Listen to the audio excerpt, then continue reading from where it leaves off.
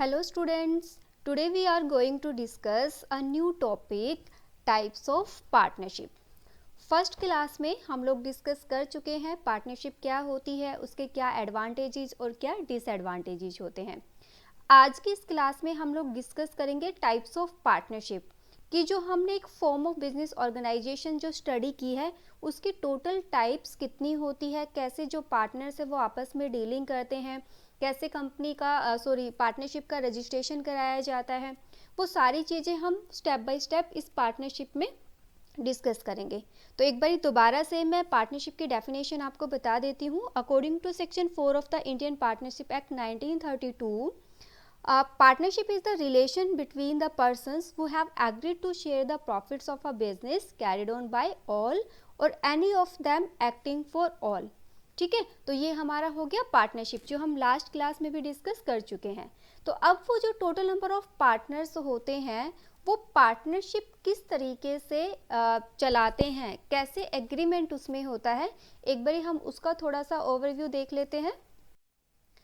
Partners का registration जो होता है उसका मतलब क्या होता है, यानी कि अगर हम पार्टनरशिप को रजिस्ट्रेशन कराना चाहें तो क्या होगा। अब रजिस्ट्रेशन का मतलब क्या होता है। Registration of a firm means the entering of a firms name along with the relevant prescribed particulars and the register of the firm kept with the registrars of the firm. Registration का मतलब क्या होता है, हम किसी भी business का जब रजिस्ट्रेशन कराते हैं, चाहे वो पार्टनरशिप फर्म हो चाहे वो कंपनी ऑर्गेनाइजेशन हो, उसके लिए हम उसका एक नाम रखते हैं, यानी कि उस जो हमारी टोटल फार्म होगी उन फार्म्स का एक नाम रखा जाता है, चाहे वो पार्टनरशिप में हो चाहे वो कंपनी ऑर्गेनाइजेशन में हो, और रजिस्ट्रार के पास में वो रजिस्टर को रख दिया जाता है, यानी कि सबमिट कर दिया जाता है, जिसमें अपने बिजनेस से रिलेटेड सारी की सारी प्रिस्क्राइब्ड पर्टिकुलर्स जो डॉक्यूमेंट्स जो भी उन्होंने मांगे होते हैं, रजिस्ट्रार ने जो भी चीज़ें हमें फुलफ़िल करनी होती है, कोई फॉर्म होता है या XYZ जो भी प्रिस्क्राइब्ड पर्टिकुलर्स होते हैं, वो सारी चीज़ें हम रजिस्ट्रार को दे देते हैं। देन रजिस्ट्रेशन के बाद में हम पार्टनरशिप को स्टार्ट कर सकते हैं। पार्टनरशिप को स्टार्ट करने के लिए हमें एक एग्रीमेंट भी करना होता है जो पार्टनर्स के बीच में होता है, जिसको हम पार्टनरशिप डीड बोलते हैं।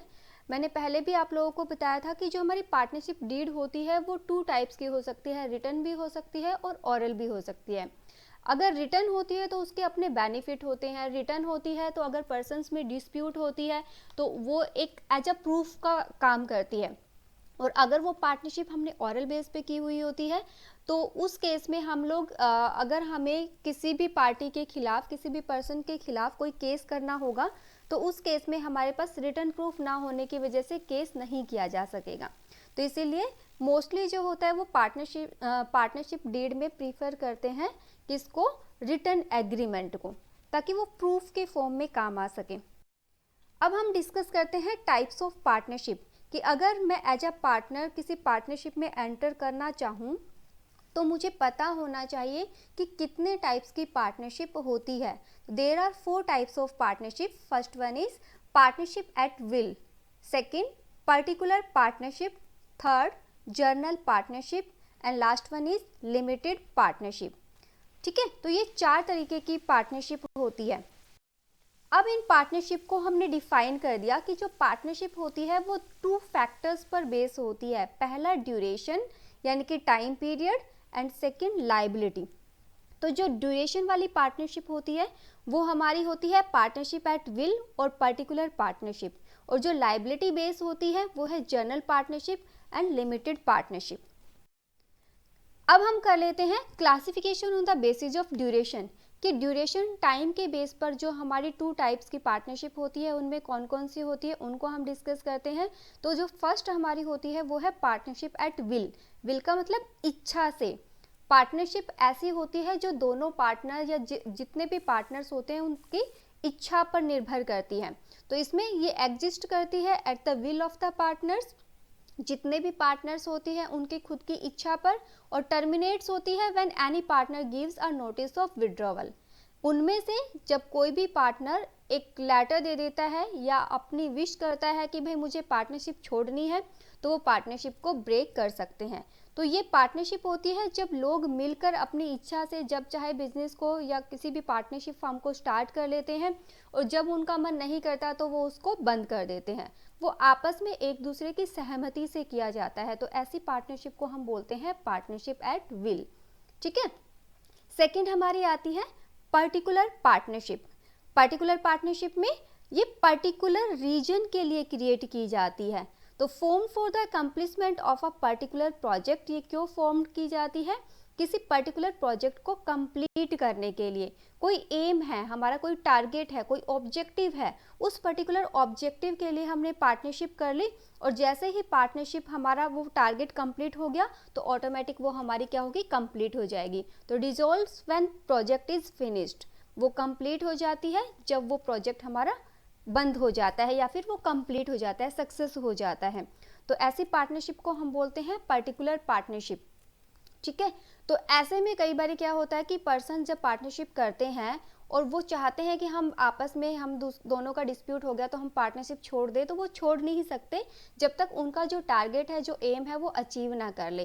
तो इसलिए इसका नाम जो है वो पर्टिकुलर रखा गया है, यानी कि पर्टिकुलर एम ऑब्जेक्टिव्स को अचीव करने के लिए होगा। वो जल्दी अचीव हो जाएगा तो जल्दी पार्टनरशिप को वो कंप्लीट कर सकते हैं। अगर थोड़ा टाइम लेके होती है तो जब वो कंप्लीट होगा तभी वो पार्टनरशिप जो होगी वो कंप्लीट मानी जाएगी। नेक्स्ट हमारी आती है classifications on the basis of liability, liability के बेस पे। तो उसमें फर्स्ट आती है जर्नल पार्टनरशिप। जर्नल पार्टनरशिप में क्या होता है कि इसमें जो लाइबिलिटी ऑफ पार्टनर्स होती है वो लिमिटेड होती है एंड जॉइंट होती है, यानी कि जितने भी पार्टनर्स होंगे उनकी लाइबिलिटीज़ लिमिटेड होगी। लिमिटेड वर्ड हम स्टूडेंट्स पहले भी क्लास में डिस्कस कर चुके हैं।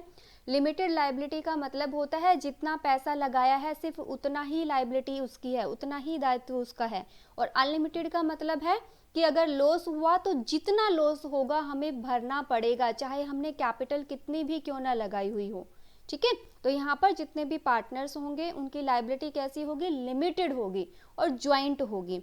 और जो पार्टनर्स होंगे वो पार्टिसिपेट करेंगे फर्म में और उनकी म्यूचुअल एजेंसी होगी, यानी कि मिलके वो काम करेंगे। भाई ठीक है, आपने इतना पैसा लगाया, मैंने इतना पैसा लगाया, लॉस होगा तो दोनों इसी कैपिटल के बेस पे अपना हम डिवाइड कर लेंगे। ठीक है। और रजिस्ट्रेशन जो होगा ऐसी पार्टनरशिप का वो ऑप्शनल होता है, कराना चाहे करा सकते हैं, ना कराना चाहे ना करा सकते हैं। तो नॉर्मली काफ़ी सारे केसेज में हम देख लेते हैं कि जब भी किसी बंदे को कोई काम करना होता है, उसके पास पैसे की शॉर्टेज होती है, तो वो उस कैपिटल को इकट्ठा करने के लिए किसी को पार्टनर बना लेता है और आपस में जितना पैसा लगाया है उसके हिसाब से वो वर्क करना स्टार्ट कर देते हैं। तो ऐसी पार्टनरशिप को हम बोलते हैं जर्नल पार्टनरशिप। और लास्ट हमारी आती है लिमिटेड पार्टनरशिप। इसमें जो लाइबिलिटी होती है उस एक पार्टनर की, कम से कम एक पार्टनर की अनलिमिटेड होगी और बाकी जो रेस्ट होंगे पर्सन्स, हमारे जो पार्टनर्स होंगे, दे हैव लिमिटेड लाइबिलिटीज़, उनकी लिमिटेड लाइबिलिटी होगी। मतलब कि अगर राम ने कोई पार्टनरशिप स्टार्ट की है और मैं उस पार्टनरशिप में पैसा लगाती हूँ तो राम की जो लाइबिलिटी होगी वो अनलिमिटेड होगी। बट अगर मैं बिजनेस में पैसा लगाती हूँ तो मेरी जो लाइबिलिटी होगी वो लिमिटेड होगी। ठीक है। राम की अनलिमिटेड है और उसके बाद जो पार्टनर बन रहे हैं उसके वो सारे लिमिटेड लाइबिलिटी वाले होंगे। इसमें जो पार्टनर्स होंगे वो don't participate in the firm and there is no mutual agency. अब यहाँ पे उन पार्टनर्स की बात कर रहे हैं जो राम के अलावा है। राम के अलावा जो पर्सन कैपिटल लगाएगा, पार्टनर बनेगा, वो फर्म में पार्टिसिपेट नहीं कर सकता। मतलब राम क्या करता है, कैसे बिजनेस को ऑपरेट करता है, हम उसके डिसीजन मेकिंग में इन्वॉल्वमेंट नहीं दिखाएंगे। और रजिस्ट्रेशन इसका कंपलसरी होता है। लिमिटेड पार्टनरशिप में रजिस्ट्रेशन कंपलसरी होता है। कई बार क्वेश्चन पूछ लिया जाता है, सीबीएसई में भी काफ़ी बार क्वेश्चन पूछा जाता है कि is the registration compulsory for any partnership, कि क्या कंपलसरी होता है। तो जो बाकी 3 टाइप्स हमारी होती है उसमें कंपलसरी नहीं होता, but in case of limited partnership it is compulsory, compulsory होता है। क्यों होता है? क्योंकि जो एक पर्सन राम है उसकी अनलिमिटेड लाइबिलिटी है।